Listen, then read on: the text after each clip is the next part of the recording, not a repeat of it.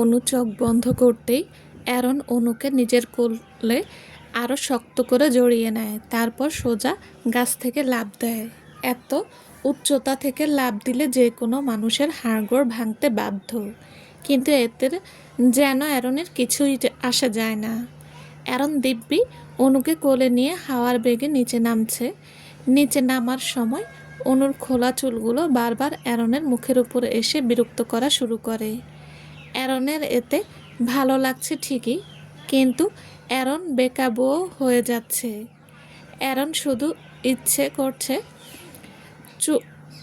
অনুর চুলে মুখ গুজে দিতে, কিন্তু এখন এসব করা ঠিক হবে না, তাই নিজেকে কন্ট্রোল রাখে অ্যারন মাটিতে পা রাখতেই অনু কিছুটা ঝাঁকি অনুভব করে, তবুও অনু নিজের চোখ খোলে না। অনুকে এত বাধ্য হতে দেখে অ্যারন অনুর মুখের দিকে তাকিয়ে মুচকি হাসে। অ্যারন নিজের গম্ভীর গলায় বলে ওঠে, চোখ খোলো।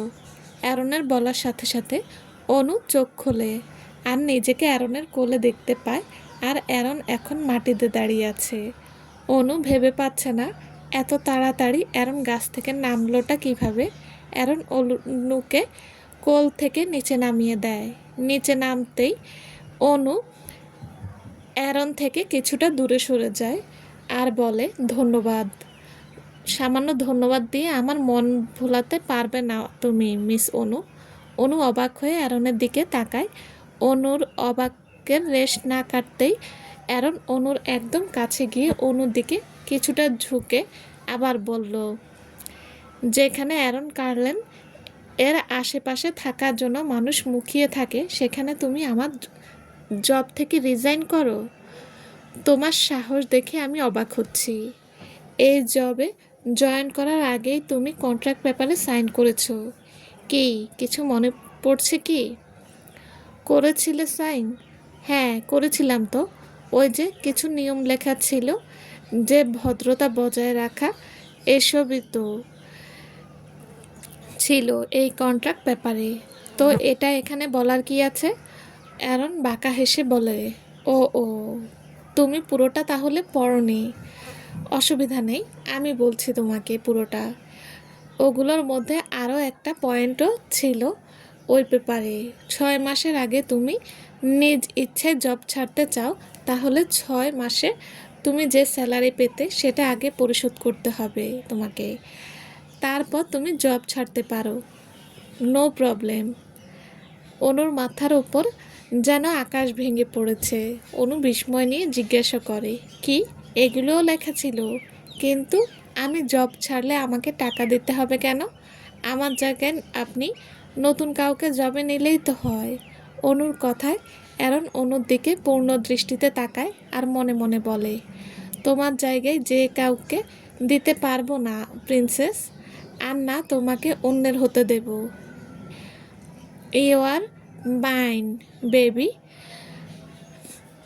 মনের কথা মনে রেখে অ্যারন অনুকে বলে, ডোন্ট ওয়ারি, পেপার এর কপি তোমার কাছে পাঠিয়ে দেব, ভালো করে পড়ে নিও। আর তোমার জায়গায় নতুন কাউকে নিতে গেলে আবার সময় নষ্ট করে খুঁজতে হবে। ততক্ষণ আমার কাজগুলো দেখবে কে? তুমি যদি জব ছাড়তে চাও, তাহলে আমার সময়ের ক্ষতিপূরণ হিসেবে তোমাকে সেই জরিমানা পরিশোধ করতে হবে। Think you understand. অনু এখন ভেবে পাচ্ছে না সে কি করবে। এভাবে যে অনু নিজে ফেঁসে যাবে তা সে চিন্তাও করেনি। অনুর ভাবনার মাঝে অ্যারন আবার বলল, আর আমার গায়ের ক্ষতিপূরণের কথা ভুলে যেও না, সেটাও তোমাকে পরিশোধ করতে হবে। এসব শুনে অনুর প্রচুর কান্না পাচ্ছে, চোখের কোণে অশ্রুও জমে যায়। অনু অসহায়ভাবে অ্যারনের দিকে তাকিয়ে কান্নামাখা কণ্ঠে বললে, একটু কি ছাড় দেওয়া যায় না? বিশ্বাস করেন, সেদিন ইচ্ছা করে আমি ওভাবে রাস্তার মাঝখানে যাইনি। ধ্রুবকে আনতে গিয়ে এমন অবস্থায় পড়ে গিয়েছিলাম। একটু থেমে অনু কিছুটা মুচকি হেসে তাচ্ছিল্যের স্বরে বলে, এখন এমন অবস্থায় পড়ে মনে হচ্ছে সেদিন আপনার না আসাটা হয়তো ভালো ছিল। হয়তো সেদিন আমার কিছু হয়ে যেত, কিন্তু তাও আপনার গাড়িটা তো ঠিক থাকতো। অনুর চোখের অশ্রু আর অসহায়ভাবে বলা এমন কথা শুনে অ্যারনের ভেতরে খুব কষ্ট হচ্ছে।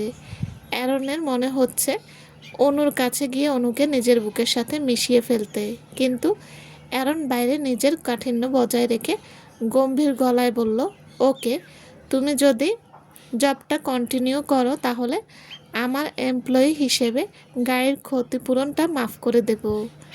নাও choice your, what decision will you take? এমন কথা শুনে অনুর ঠোঁটের কোণে হাসি ফুটে ওঠে আর অ্যারনের প্রস্তাবে রাজি হয়ে যায়। অনুর ইচ্ছা ছিল না অ্যারনের সামনে পড়ার, কিন্তু অনু পরিস্থিতির কাছে হার মেনে নেয়। পরদিন সকালে অনু কোনো রকমে রেডি হয়ে ভার্সিটির জন্য বেরিয়ে পড়ে। অনু এতদিন ভার্সিটিতে যায়নি, তাই এখন আর মিস দিতে চায় না। ভার্সিটি পৌঁছে অনু ক্লাসে লিজা প্রেশাকে দেখতে পায়। রোজকে দেখতে না পেয়ে অনুর মন খারাপ হয়ে যায়। আসলে অনু রোজকে নিজের সবচেয়ে কাছের বন্ধু মনে করে। অন্য সবার থেকে রোজকে অনুর বেশি আপন হয়েছে। এর মধ্যে ক্লাস শুরু হয়ে যায় আর অনুও ক্লাসে মনোযোগ দেয়। 3টা ক্লাসের পর অ্যারন ক্লাস নিতে আসে। আজ অ্যারন নিজের ফর্মাল গেট আপ বাদ দিয়ে ক্যাজুয়াল গেট আপে এসেছে। Black jeans, black T shirt আর তার ওপর ব্ল্যাক লেদার জ্যাকেট। চুলগুলো কিছুটা এলোমেলো হলেও ভালো লাগছে অ্যারনকে। অ্যারনকে আজ কোনো কলেজের চকলেট বয় মনে হচ্ছে। ফর্মাল গেট আপে অ্যারনকে মারাত্মক লাগে, কিন্তু এই লুকে অ্যারনকে একটু বেশি হ্যান্ডসাম লাগছে। ক্লাসের সবাই অবাক হয়ে অ্যারনকে এই নতুন লুকে দেখছে। সবার সাথে অনুও হাঁ করে অ্যারনকে দেখছে। না চাইতেও অনু চোখে বারবার অ্যারনকে দেখে যাচ্ছে। ক্লাস এসেই প্রথমেই অ্যারন অনুকে খোঁজা শুরু করে আর লাস্ট বেঞ্চের 2 বেঞ্চ আগে অনুকে দেখতে পায়। অনুকে নিজের দিকে এমনভাবে তাকাতে দেখেই অ্যারন বাঁকা হাসে। অ্যারন পড়ানো শুরু করে। ক্লাস শেষে অ্যারন বেরিয়ে যাওয়ার আগে অনুকে উদ্দেশ্য করে বলে, মিস অনু, তোমার ব্যাগ নিয়ে আমার কেবিনে আসো ফার্স্ট। অনু মাথার নেড়ে সম্মতি জানাতেই অ্যারন ক্লাস থেকে চলে যায়। অ্যারন যেতেই প্রেশা আর লিজা অনুকে ঘিরে ধরে। কিরে, স্যার তোকে তার কেবিনে ডাকলো কেন? এই তোদের মধ্যে কি কিছু চলছে? আরে না না, এমন কিছু না।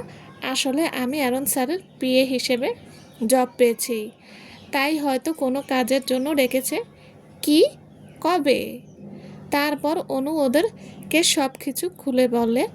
সব শুনে প্রেশার লিজা অবাক হয়ে যায়। লিজা বলে, আসলেই তোর ভাগ্য ভালো রে, আমরা চেষ্টা করেও অ্যারন স্যারের মুখটা সহজে দেখতে পারি, আর তুই সারাক্ষণ স্যারের সাথে থাকবি।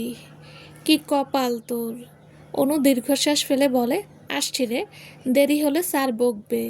বলে অনু চলে যায়। অনু অ্যারনের কেবিনের দরজা খুলে ঢুকতেই কেউ অনুর হাত ধরে টান দেয়। এতে অনু তাল সামলাতে না পেরে কারো বুকের ওপর পড়ে। অনু উপরে তাকিয়ে দেখে অ্যারন। অ্যারন অনুর দিকে তাকিয়ে আছে। অ্যারন যেহেতু একটু বেশি লম্বা, তাই মিডিয়াম অনু অ্যারনের বুক পর্যন্ত পড়ে। তাই তখনই অনুর মাথাটা অ্যারনের ঠিক বুকে গিয়ে ঠেকে। অ্যারনের স্পর্শে অনুর মধ্যে শিহরণ জেগে ওঠে। অনু নিজের মধ্যে এক অদ্ভুত অনুভূতির জোয়ার বুঝতে পারে। তাহলে কি অনু অ্যারনের প্রতি দুর্বল? অনুকে আর একটা জিনিস ভাবাচ্ছে, অ্যারনের হাত, শরীর এত ঠান্ডা কেন? কোনো স্বাভাবিক মানুষের শরীরের তাপমাত্রা তো এমন হয় না। অ্যারনের হাত মনে হচ্ছে কোনো মৃত মানুষের হাত। মৃত মানুষের শরীর যেমন অস্বাভাবিক ঠান্ডা হয়, অ্যারনের শরীরও ঠিক তেমন। অ্যারন নেশালো কণ্ঠে বলে, এত দেরি হলো কেন? অ্যারনের কথায় অনুর হুঁশ ফিরে আসে। অনু অ্যারন থেকে কিছুটা দূরে সরে আসে আর মাথা নিচু করে আমতা করে বলে, ফ্রেন্ডদের সাথে একটু কথা বলছিলাম, তাই দেরি হয়ে গেছে। অ্যারন অনুকে পর্যবেক্ষণ করতে থাকে আর বুঝতে পারে অনু লজ্জা পাচ্ছে কিছুক্ষণ আগে তার করা কাজে। অ্যারনের শুধু বাঁকা হাসে। তারপর টেবিল থেকে একটা প্যাকেট অনুর দিকে এগিয়ে দেয় আর বলে, আজ একটা ক্লায়েন্টের সাথে দেখা করতে যেতে হবে। এটাতে ড্রেস আছে, ওটা পরে আসো, বেরোতে হবে আমাদের। আমার এ জামায় কি হয়েছে? এটা পরেই তো যেতে পারি, শুধু শুধু এত খরচ করলেন। অ্যারন কার্লেনের পিয়ে তুমি, আমার স্ট্যাটাসের সাথে ম্যাচ করেই তোমাকে চলতে হবে। গো ফাস্ট। অনু আর কথা না বলে কেবিনে ওয়াশরুমে চলে যায়। ওয়াশরুমে গিয়ে অনু প্যাকেট খুলে একটা সুন্দর রেড গাউন দেখতে পায়। অনুর গাউনটা পছন্দ হয়েছে, কিন্তু যখনই গাউনটা পুরো খুলে তখনই অনু অস্বস্তিতে পড়ে যায়। গাউনটা হাঁটুর একটু নিচের পর্যন্ত। আমেরিকায় বড় হলেও অনু সবসময় চেষ্টা করেছে বাঙালি কালচার অনুযায়ী চলার। অনু কখনো অশালীনভাবে চলাফেরা করেনি। অনেক ভেবে অনু জিন্সের ওপর গাউনটা পরে নেয়।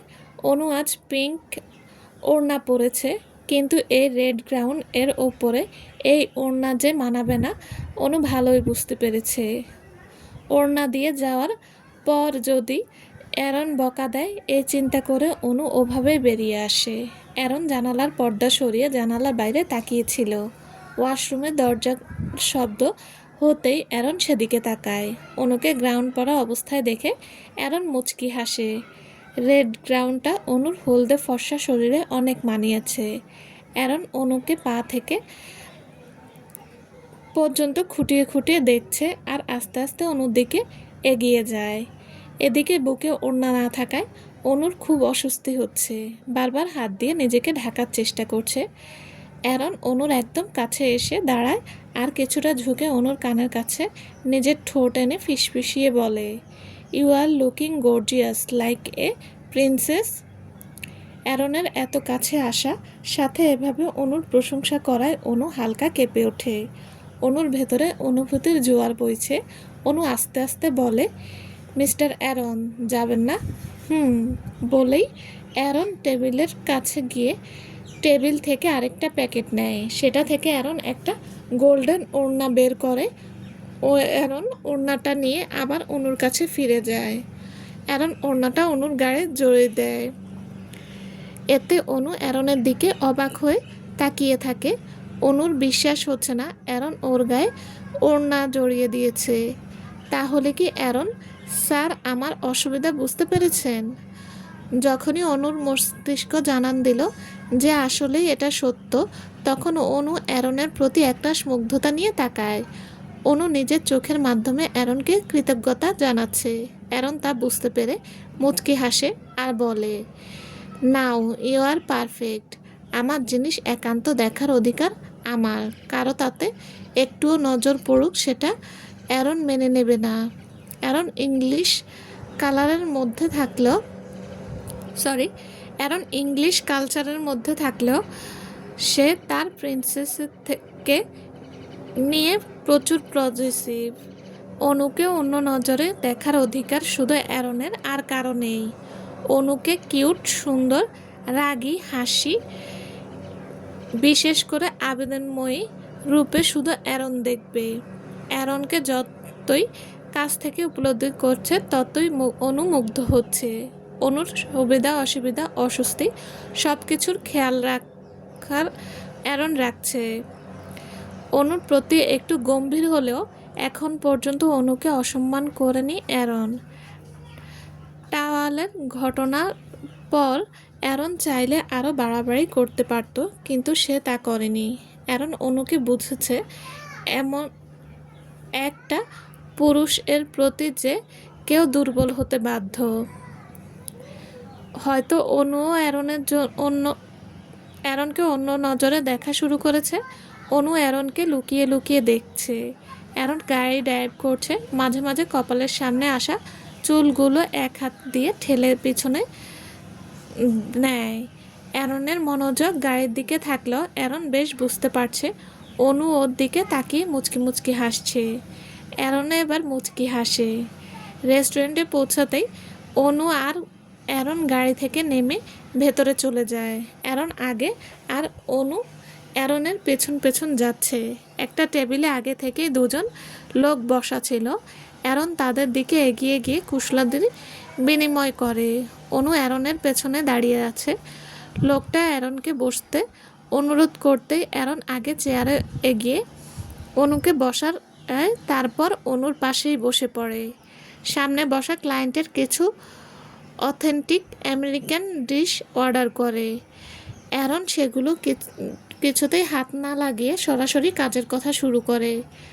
ক্লায়েন্টের সাথে তার 23 বছর বয়সী ছেলেও এসেছে। ছেলেটা শুরু থেকেই অনুকে কেমন নজরে দেখছে। প্রথমে বুঝতে না পারলেও পরে অনু সেটা বুঝতে পারে, কিন্তু চুপ থাকে। ছেলেটা বারবার অনুকে খাওয়ার জন্য জোর করছে। অনু কী করবে বুঝতে পারছে না। একে তো এসব বিদেশি খাবারে অনু অভ্যস্ত না, তার মধ্যে যদি সাপ টাপ থাকে তাহলে কি করবে অনু। অবশেষে না পেরে অনু একটা ভেজিটেবল ডিশ নিয়ে মুখে দেয়। সাথে সাথে অনুর মুখের স্বাদ পাল্টে যায়। এত জঘন্য খেতে, না ঠিক মতো লবণ আছে আর না মরিচ। অনু কষ্টে গিলে নেয়। এদিকে অ্যারন এসব কিছু লক্ষ্য করছে ঠিকই, কিন্তু কাজের জন্য অনুর দিকে তেমন নজর দিতে পারেনি। এবার অ্যারন অনুকে কিছু বলবে ভাবতেই ঠিক তখনই অনু উঠে দাঁড়ায় আর বলে, এক্সকিউজ মি, আমি একটু ওয়াশরুম থেকে আসছি বলে অনু চলে যায়। অনু ওয়াশরুম খুঁজে ওয়াশরুমে চলে যায় আর মুখ কুলি করতে থাকে। অনু যাওয়ার কিছুক্ষণ পরেই ক্লায়েন্টের ছেলেও উঠে চলে যায়। এ ব্যাপারটা অ্যারনের ভালো লাগে না। অ্যারন তীক্ষ্ণ দৃষ্টিতে ছেলেটার যাওয়া দেখল। অ্যারন ঠিকই ছেলেটার মনোভাব বুঝতে পেরেছে, কিন্তু ভদ্রতার খাতিরে এতক্ষণ অ্যারন চুপ আছে। অ্যারন একটা কাঁটা চামচ নিজের হাতের মুঠোয় চেপে ধরে নিজের রাগ কন্ট্রোল করার চেষ্টা করে। অনু ওয়াশরুম থেকে বেরিয়ে কিছুটা সামনে আসতেই ক্লায়েন্টের সাথে ছেলেটাকে দেখতে পায়। অনুকে দেখেই ছেলেটা অনুর দিকে এগিয়ে আসে আর সামনে হাত বাড়িয়ে বলে, হ্যাঁ আমি গ্যারি। আপনি? অনু ছেলেটার আগে বাড়ানো হাতের দিকে তাকিয়ে আছে। অনু দ্বিধাদ্বন্দ্ব আছে হাত মেলাবে কিনা। কিছু চিন্তা ভাবনা করে অনু যখনই নিজের হাতটা বাড়িয়ে দিতে নেয়, ঠিক তখনই কেউ অনুর কোমর ধরে টেনে নিয়ে নিজের সাথে মিশিয়ে নেয়। এতে অনু হচকচিয়ে যায় আর দেখে অ্যারন ওর কোমরে হাত দিয়ে একদম নিজের সাথে চেপে ধরে রেখেছে। অনু নিজেকে ছাড়ানোর চেষ্টা করতে থাকে, কিন্তু এতে যেন অ্যারন আরও শক্ত করে অনুর কোমর চেপে ধরে। তাই অনু আর নিজেকে ছাড়ানোর চেষ্টা করে না আর চুপচাপ দাঁড়িয়ে থাকে। অ্যারন জোরপূর্বক নিজের মুখে হাসি টেনে চিবিয়ে চিবিয়ে বলে, মিস্টার গ্যারি, এখানে কি করছেন? মিটিং ওখানে হচ্ছে। আসলে মিস এর ওয়াশরুম থেকে আসতে দেরি হয়, চেক করতে আসলাম আর কি। ওকে দেখার জন্য আমি আছি মিস্টার গ্যারি, আপনার চিন্তা করতে হবে না। চলুন তাহলে। জি অবশ্যই। ছেলেটা আবারও টেবিলে ফিরে যায়। ছেলেটা যেতেই অনু জোর করে নিজেরকে অ্যারনের থেকে ছাড়িয়ে নেয়। এতে অ্যারনের রাগ যেন আরও বেড়ে যায়। অ্যারন অনুর দুই বাহু ধরে একদম নিজের কাছে এনে হিসিয়ে বলে, আমার ছোঁয়া ভালো লাগে না তাই না? কিন্তু ওই ছেলেটার সাথে ঠিকই হাত মিলাতে যাচ্ছিলে কেন? কেন? আপনার ক্লায়েন্ট হাত না মেলালে অপমান বোধ করতো, পরে যদি সমস্যা করতো। ওসব তোমার চিন্তা করতে হবে না। ছেলেদের থেকে 10 হাত দূরে থাকবে।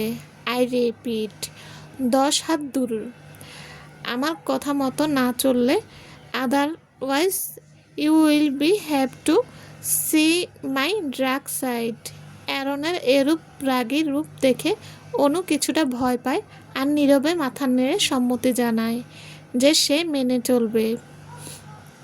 অ্যারন হাত ধরে অনুকে নিয়ে রেস্টুরেন্ট থেকে বেরিয়ে যায়। গাড়ির কাছে আসতেই অ্যারন অনুকে গাড়িতে বসিয়ে দেয় আর বলে, গাড়ির ভেতরে বসে থাকবে, ভুলেও এখান থেকে বের হওয়ার চেষ্টা করবে না। আশা করি আমার রাগের রোষানলে পড়তে চাও না তুমি। অনু মাথা নাড়ে না বোঝায়। অ্যারন অনুকে রেখে আবার রেস্টুরেন্টের ভেতরে চলে যায়। কিছুক্ষণ পর অনু অ্যারনকে গাড়ির দিকে এগিয়ে আসতে দেখে। অ্যারনের হাতে একটা কাগজের প্যাকেট। অনু বাধ্য মেয়ের মতো অ্যারনের কথা মেনেছে। অ্যারন গাড়ির ড্রাইভ সিটে গিয়ে বসে আর প্যাকেটটা অনুর হাতে দেয়। অনু প্রশ্নসূচক চোখে অ্যারনের দিকে তাকায়। অনুকে তাকাতে দেখে অ্যারন বলে, প্যাকেটটা খোলো, ভেতরে কেক, চকলেট আর ফ্রেঞ্চ ফ্রাই আছে, খাও। তখনও কিছু খাওনি। অ্যারনের এমন কথায় অনু বিস্মিত হয় আর প্যাকেট খুলে খাবারগুলো দেখতে পায়। কেক আর চকলেট অনুর প্রিয়, কিন্তু অ্যারন জানলো কিভাবে? আর সামান্য একজন এর এভাবে খেয়াল রাখাই বা কি আছে। অনু ভেবে পাচ্ছে না। অ্যারন বাড়তি কথা না বলে গাড়ি স্টার্ট দেয়। সারা রাস্তা অনু খাওয়ার পাশাপাশি আর চোখে অ্যারনকে দেখে যায়। এই মানুষটিকে অনু যত দেখছে তত অনু মুগ্ধ হচ্ছে। অনুর ভেতরের ভালো লাগা কাজ করছে সেই প্রথম দিন থেকেই। বাসায় পৌঁছতেই অনু অ্যারনকে ধন্যবাদ দিয়ে গাড়ি থেকে নেমে যায়। বিনিময়ে অ্যারন শুধু মুচকি হেসে গাড়ি স্টার্ট দিয়ে চলে যায়। যতক্ষণ অ্যারনের গাড়ি দেখা গেল ততক্ষণ অনু সেদিকে তাকিয়ে রইল। গাড়ির দৃষ্টির বাইরে যেতেই অনু বাসার ভেতর চলে যায়। রাতে অনু ব্যালকনিতে দাঁড়িয়ে আছে। আজও আকাশে এক টুকরো চাঁদ উঠেছে। অনু সেই চাঁদের দিকেই তাকিয়ে আছে। অনু বুঝতে পারে না ছোট থেকে চাঁদের প্রতি তার এত আকর্ষণ কেন। হ্যাঁ, চাঁদ সবারই ভালো লাগে, কিন্তু অনুর একটু বেশিই ভালো লাগে। এতদিন অ্যারনের কাছাকাছি থেকে অনু বুঝতে পেরেছে ও অ্যারনের প্রতি তার মনের ভেতর অদ্ভুত অনুভূতি কাজ করছে। মনে হয় অ্যারন তার কত জন্মের চেনা আপন মানুষ। এক অদৃশ্য টান অনুভব করে অনু। তার মানে কি অনু অ্যারনকে ভালোবাসে? অনু কোনো উত্তর খুঁজে পায় না। অনুর কেন জানি এই মুহূর্তে অ্যারনকে খুব করে পাশে পেতে ইচ্ছে করছে। অ্যারনের কাঁধে মাথা দিয়ে চন্দ্রবিলাস করতে ইচ্ছে করছে। নিজের ভাবনায় আনমনেই অনু হেসে ওঠে। যার থেকে দূরে যাওয়ার জন্য পালিয়ে বেরিয়েছে, এখন তাকেই কাছে চাচ্ছে। হুট করে অনুর পাশ থেকে এক পুরুষালী কণ্ঠ ভেসে আসে। হাসছো কেন? হুম। অনু চমকে ওঠে, কিন্তু পরেই মুচকি হেসে জবাব দেয়, আপনাকে ভেবে অ্যারন। অনুর এমন স্বাভাবিকভাবে কথা বলতে দেখে অ্যারন অবাক হয়, কিন্তু পরে বুঝতে পারে যে অনু হয়তো ভাবছে অনু তার কল্পনা ভেবে অ্যারনের সাথে কথা বলছে। বিষয়টি বুঝতেই অ্যারনের মুখে হাসি ফুটে ওঠে। অ্যারন অনুকে জিজ্ঞাসা করে, আমাকে আমাকে নিয়ে কেন ভাবছো তুমি? কে হই তোমার? জানি না কে হন, কিন্তু আপনাকে আমার খুব আপন মনে হয়। খালি মনে হয় আপনার সাথে আমার কোনো সংযোগ আছে। আমাকে আপনার জন্য বানানো হয়েছে। অনু আর অ্যারন পাশাপাশি দাঁড়িয়ে কথা বলছে। অনুর এমন কথায় অ্যারন অনুর দিকে ফিরে আর অনুর একদম কাছে চলে যায়। অ্যারনকে এত কাছে দেখে অনুর নিঃশ্বাস ঘন হতে থাকে। অনুর ভেতরের অনুভূতিরা সব বেরিয়ে আসতে চাইছে। অ্যারন ঠান্ডা নিঃশ্বাস অনুর মুখের উপর পড়ছে। অ্যারন মুগ্ধ হয়ে অনুর দিকে তাকিয়ে আছে। অ্যারন ও এতদিন ভেবে পায়নি ভ্যাম্পায়ার প্রিন্স হওয়া সত্ত্বেও অ্যারন কেন এই ৬৭ বছর যাবৎ এই সাধারণ মনুষ্য কন্যার প্রতি দুর্বল। অ্যারন শুধু জানে অ্যারন তার প্রিন্সেসকে ভালোবাসে। পৃথিবীতে তার অস্তিত্ব থাকা পর্যন্ত সে তার প্রিন্সেসকে ভালোবেসে যাবে। অ্যারন নিজের ঠান্ডা হাত দিয়ে অনুর গাল আঁকড়ে ধরে। অনুও অ্যারনের দিকে মুগ্ধ হয়ে তাকিয়ে থাকে। অ্যারন নরম হয়ে হাস্কির স্বরে বলে, কি সংযোগ আছে? এতে কিছু তোমাকে ভাবতে হবে না মাই হার্ট। শুধু এটা মনে রাখবে, তুমি শুধু আমার শুধু তোমাকে চাই। Need you badly baby. বলেই অ্যারন গাল ছেড়ে অনুকে নিজের বুকের সাথে মিশিয়ে নেয়। আজ অনুর সজ্ঞানে অ্যারন অনুকে এত কাছে থেকে পেয়েছে। এর থেকে শান্তি আর কিছু নেই অ্যারনের কাছে। এভাবে জড়িয়ে থাকা অবস্থায় কেটে যায় কিছু মুহূর্ত।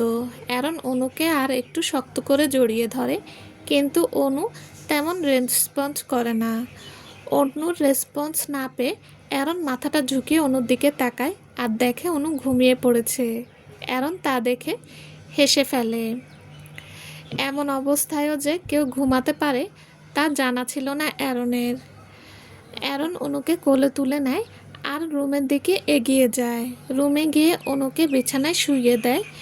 আসলে অনু যখন ব্যালকনিতে ছিল তখন অ্যারন দূর থেকে অনুকে দেখছিল। অ্যারনের খুব ইচ্ছে করছিল তার প্রিন্সেসকে কাছ থেকে দেখার, তাই কোনো কিছু না ভেবেই অ্যারন অনুর কাছে চলে এসেছিল। এতে অবশ্য ভালোই হয়েছে অ্যারনের জন্য। অ্যারন অনুর মনের অনুভূতিগুলো জানতে পেরেছে। অ্যারন অনুর দিকে ঝুঁকে অনুর কানের কাছে ঠোঁট ছুঁয়ে ফিসফিস করে বলে, তুমি তোমার অনুভূতিগুলো আস্তে আস্তে বুঝতে পারছো প্রিন্সেস। খুব শীঘ্রই তুমি আমার কাছে থাকবে, আমার বুকে। I am yearly waiting to my you mine baby. বলেই অ্যারন অনুর কপালে নিজের শীতল ঠোঁটের পরশ দিয়ে চলে যায়। অনু তখন খানিকটা নড়ে ওঠে, আবার ঘুমিয়ে পড়ে। সকালে ঘুম থেকে উঠে অনু নিজেকে বিছানায় দেখতে পায়। অনুর মনে পড়ে অনু তো কাল রাতে ব্যালকনিতে ছিল, তারপর অ্যারনের সাথে কথা বলেছিল। অ্যারনের কথা ভাবতেই অনুর লজ্জা লাগা শুরু করে। কাল অ্যারন ওকে জড়িয়ে ধরেছিল। আচ্ছা, কাল কি তাহলে আমি স্বপ্ন দেখছিলাম? হয়তো তাই হবে। তা না হলে এত রাতে অ্যারন স্যার কীভাবে এখানে আসবে? হ্যাঁ, সবই দেখেছি হয়তো। সরি, হ্যাঁ, স্বপ্নই দেখেছি হয়তো। আমিও না কী সব স্বপ্ন দেখি। ধ্যাত, চলবে। আসসালামু আলাইকুম। গল্পটা কেমন লেগেছে প্লিজ প্লিজ জানাবেন। আর হ্যাঁ, সাথে থাকার জন্য আপনাদের ধন্যবাদ। ও আরেকটা কথা, যারা এখনও আমার চ্যানেল সাবস্ক্রাইব করেননি তাদের বলছি, প্লিজ আমার চ্যানেলটা সাবস্ক্রাইব করে দেবেন। সবাই ভালো থাকবেন। আল্লাহ হাফেজ।